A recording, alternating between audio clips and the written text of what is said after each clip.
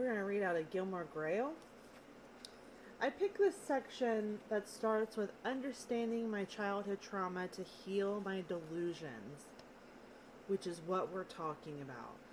My whole thing is healing my childhood trauma. The thing with my childhood trauma is it's so complicated. It's so complex. And there's a lot of it. My childhood was wild. So this is my great mission. I worked hard on going line by line in old writing, trying to find the answers, and what I found is I had more questions. Delete bad days. If I can't read it without trigger warning, delete it. This is my goal. It's hard going through millions of words of derangement. It's in the mess is magic. It's just sorting through the trash. I am trash. I am a trash is treasure kind of person. Delusional is my diagnosis. Being this level of delusional makes me schizophrenic. So, like today, I'm very delusional. The Epstein files make me very delusional. I feel very like I all of a sudden feel like I need to get a microphone and talk to the class. So, what is delusional?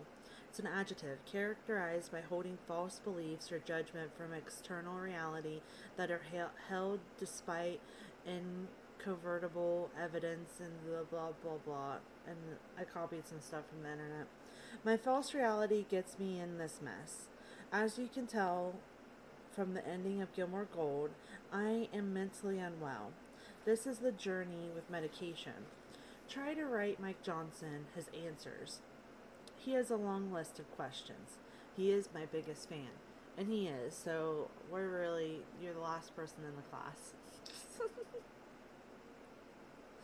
Understanding Rory's delusions. Unpacking her false reality relationship with Jess.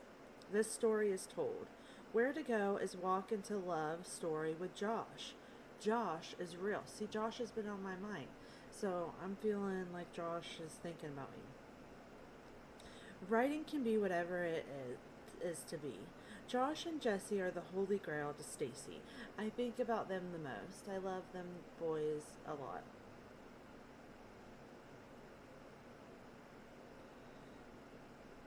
The two I think about the most. This is our story together. Jesse is a ghost in our life. Moving forward without my imaginary love stories feels natural. Marty was not popular with the fans. Jess is. Milo is. Milo is Josh. We move forward in our story with our new character coming to town. Looking familiar. Is it Jess? No, his name is Josh. So I write Jess a twin. That's Josh. This is why I'm done writing. I jumped over the shark. We are struggling with opening his book. Rory in reality is single. Marty is real. That is her Joshy Poo. He is not the new Milo. We are in love. I want to write about Marty and Rory. They are married. They have Luke and Lorelai love story. Goes on for seasons. What is love? When it's love, it's love. Marty would lose Rory, get her back. Rory would let go of Jess. The Taylor Swift had it, have it. The Taylor Swift have it. I was kind of a little incoherent speech when I was writing this. We hold on to hope for the fans. Joshy is my honeybee, and I have been feeling something big is brewing. Chapter 10, Happiness. Always remember us this way. So this is out of Staring at the Sun. This is my introduction story to Jesse. Most days I feel like I'm standing on a stage putting on a show. And as young as I remember, I've always been dancing, singing, and playing a part. When I was a young girl, I was involved in a church skit group. That evolved to travel ministry. We would go to different churches and sing songs, do action life skits about the consequences of your actions. I continued my love of performing arts in schools. I was on stage, behind stage, doing makeup in the lighting booth. I felt comfortable with learning to be someone I am not. When you are on stage, you know a lot about people. You know a lot of people are staring at you with hot lights shining on your face, and you cannot see them. Do not let your nerve break your character. No redos in a live performance. The heat of lights and anxiety is melting my stage makeup. Butterflies turn in my stomach, hoping that I land the next line. Do not trip. Shoulders back, chin up, eyes to the sky. This is the laws of theater. I thrive on stage when I'm being watched. Jess was my lighting director.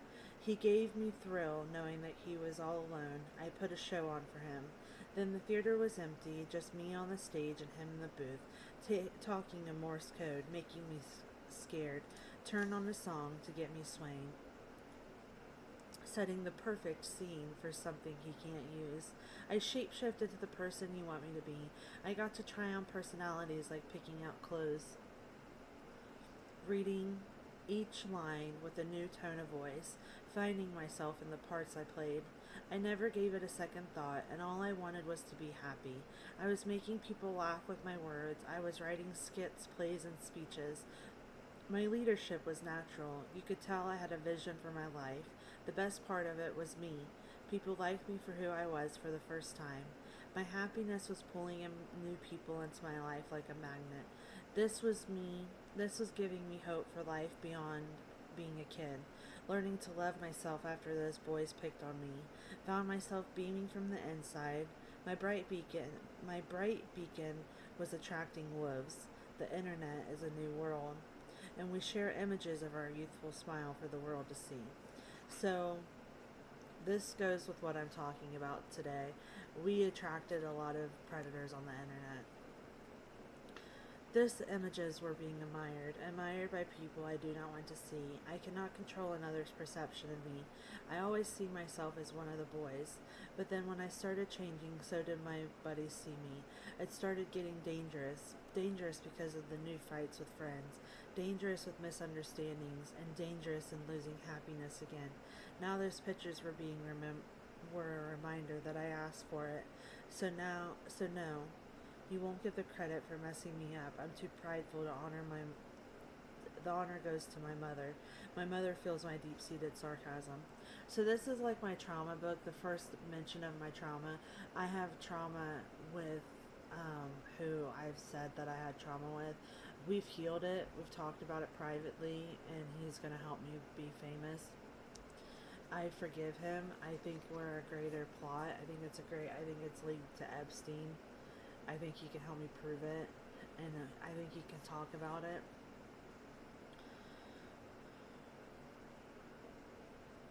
I know it's kind of a lot. It's kind of heavy, and I need to stop. Like, that's what therapists would tell me, like, Stacy, stop. It's time to stop. And that boy was just another boy. However, it shook the foundation of my heart. Everyone warned me to be careful with them boys. I was too trusting. So that boy that I'm talking about here, he's also known as that guy. But now we're best friends again because we've made up because we're adults. And it was a misunderstanding. My fear is that when he would be wrestling me and messing around with me, that they took photos of us. And those photos are like in the dark web, but they're probably not, and it's my schizophrenia, and that's why I reached out, because I could probably use his help, because if I am old and sick and stuff, he probably would want it to be okay, for me to be okay.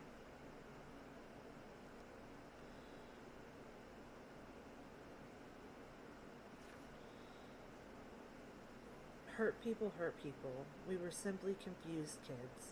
His demons are his caused some of my demons. And then I go on to write, and I don't want to read about it, but That's what I wrote about in this book, was that major trauma. And it was a major trauma. There was an incident that we had a bad day, and he took it too far one day, and it gave me a mass amount of trauma. And it happened to me, and I want to just like, because that's my major trauma. And then we close that book. We're closing traumas. He's a good person, and I want him to know that I'm not upset. I just let it out because I think my brain made it so much worse than it was.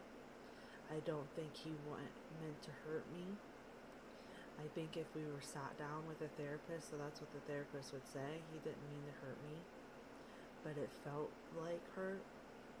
It's remembered on my body as pain and hurt, and that's the hurt that I carried into high Y and was behind my bills and things like that. I think that we got attention and people followed us and track us. And I think maybe he's had a rough life and things maybe have happened to him, that sharing my weird stories with specifically him through the only way I know how. And if he watches, maybe reach him so that way he can heal. As I think if he heals, then I can heal. And I am healed. I'm very much at peace with the Epstein files coming out. Everything in me is just very calm. I could just close my eyes and rest forever. And I'm going through to go to Hawaii. I really hope so.